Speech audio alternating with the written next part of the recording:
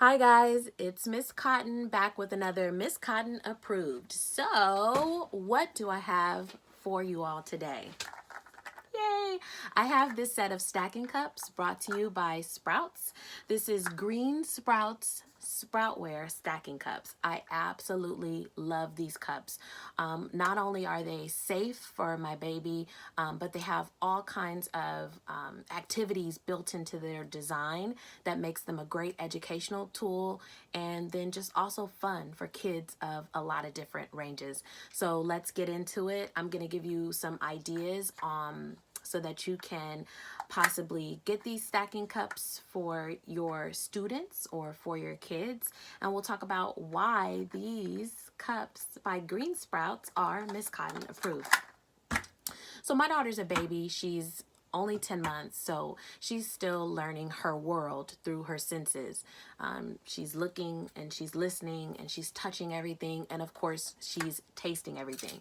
So the fact that these stacking cups, stacking cups, the fact that they're all natural, made out of recycled plant materials, I love that because she puts everything in her mouth. I try to make sure that everything she touches is organic, definitely non-toxic, at the very least made out of a safe plastic. So right away, we love these cups because they're beautifully designed. The colors are really nice, and they are made out of recycled plants, definitely safe for my baby's mouth.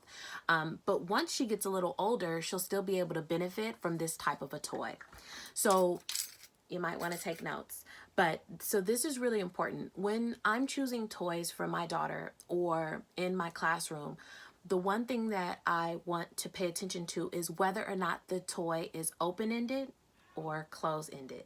You want to make sure that your kids have a balance of both, but maybe that balance should tip towards open-ended experiences. Open-ended means that it's not, maybe I'll start with what it is not and describe a close-ended toy. An example of a close-ended toy would be like a Spider-Man doll or an action figurine, where your child's not really using their imagination to create that character. And so how they use that doll is determined by what they're watching, anything that they've ingested. So Spider-Man looks a certain way and acts a certain way because they've probably seen a movie or they've watched a cartoon, and they're going to play with that toy in this very finite way. So you get limited vocabulary development and limited use of imagination. And quite frankly, those are the toys that kids get bored with quickly. So you end up spending all of this money with a close-ended toy. Needless to say, they're not my favorite. It's all about balance. If you have Spider-Man toys, Batman toys, keep them. I think you should keep them in their original package, stick them on your shelf, and then let them, let them get more valuable over time. But anyway, back to the stacking cups. When she gets a little bit older, and if you have older kids, you can use these cups the way they were naturally designed for sand and water play. She does use them right now. We have a little pool for her, and of course she uses them for bath time. But she's just a little too young to really grip them the way they need to be gripped for appropriate sand and water play. But as you can see, they have holes built into the bottom, different designs, so that your kids can have really nice open-ended play moments and fill these with water and watch the different designs fall out because they have the different shaped dots. They'll be able to see the difference in that water flow, in that sand flow.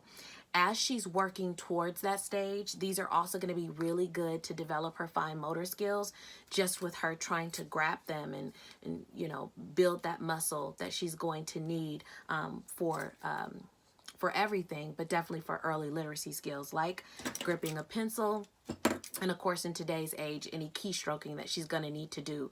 So this is an activity that will grow with my baby. I know that the more coordinated she gets, she'll be able to use it in the more traditional way. Speaking of the more traditional way, it's very cognitively powerful for her to want to try to stack them the way that they were naturally designed. So I can't wait for her to start doing that. Just figuring out which piece goes into which piece. That's going to be really powerful for her. And that is clearly one way that you can use these.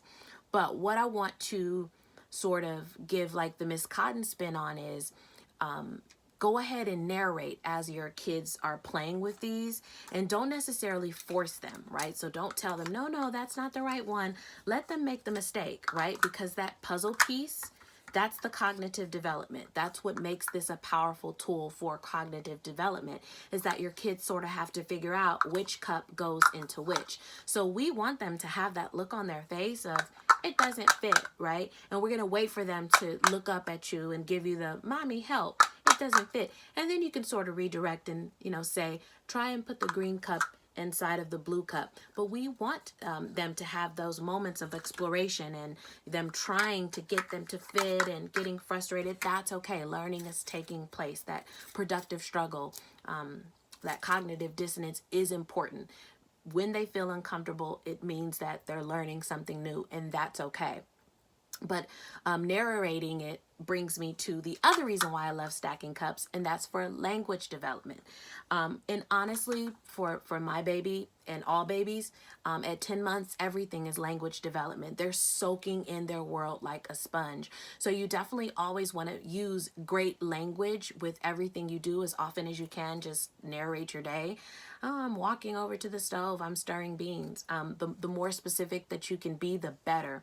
But when you have these sort of concentrated play moments, believe it or not, it's actually better to use not baby language, but short targeted language. Okay, so let's just say, for example, my daughter's old enough, because she can't do this yet, but she's old enough to start stacking. So I might narrate that, here I am, hey girl, hey. I might narrate this type of a play experience by saying, I'll say it two different ways. Let's see, I'll say, Royal, let's see how tall you can stack these cups. Okay, that sentence wasn't too long, but what I should say, a targeted short phrase I would say up, because my daughter can mimic up. She can process both, right? If there are no developmental delays, she can process both. So saying the longer sentence isn't bad, but it doesn't develop language production the way you think it would. It's better to not use baby talk, but to say up, because it gives her the concept of up, and she's more likely to try to say the word up than the full sentence of, yes, let's see how tall I can stack that tower. All right. So, I think also for older kids, the activity that I would do, or that I will do, right? Because I plan on keeping these for a while. I would hide an object, right? So an object that can fit in each of these cups. I would put all of these flat and then hide an object and then uncover it. I know that babies love this, probably all the way up to 2, 3. That'll be a fun game for them to play. And even if they know where the object is, they love playing peekaboo, and they need to develop that sense of object permanence. So now we're talking about an early math skill of them understanding, look, the shape is there, and if I cover it up, right, it's still there. See, it's still there. And they don't know that yet. So that's a fun game for them. So you can put these, kind of spread these out in any type of arrangement. They can be linear or however, but just hide an object underneath. And then I'll use them again when she gets a little bit older, and this will be another sort of like a math connection. I will have small objects like buttons, beans, and something else small enough to fill into these cups. And what I would do is I would put those objects on a plate, and I will have her sort into different cups. So sort different objects into the cups. Again, it's all about fine motor skills. Look at my hands. Look at the type of motion that I have to make as I'm sorting into cups. And that's what we want our little babies to develop. They have to develop these muscles. You need them for everything, and she sees me talking with my hands. That's fine motor skills. All right. So, and then we already talked about the way that they were designed to be used, which was just water play. And that has STEM written all over it. Just looking at the way water moves through objects. you know, and just having her be inquisitive and starting her own experiments. What happens if water is in this cup and I transfer water, right? That's an important science skill and term that we want to introduce them to. What happens if water is in this cup and I put this cup inside of this cup while water's inside? What will happen? And watching the displacement of liquid. So again, I can't speak highly enough about any stacking cup, right? I think is the point. Any stacking cup is just a great toy, a great teaching tool. But I definitely feel like these green Sproutware stacking cups are Miss Cotton approved. All right, see you guys next time. Oh, like this video, subscribe to the channel, and leave comments. Tell me if you have used stacking cups before. If you're a teacher, do you have stacking cups in your classroom? And then of course, go ahead and click the link to our family Amazon store, and we'll see you next time.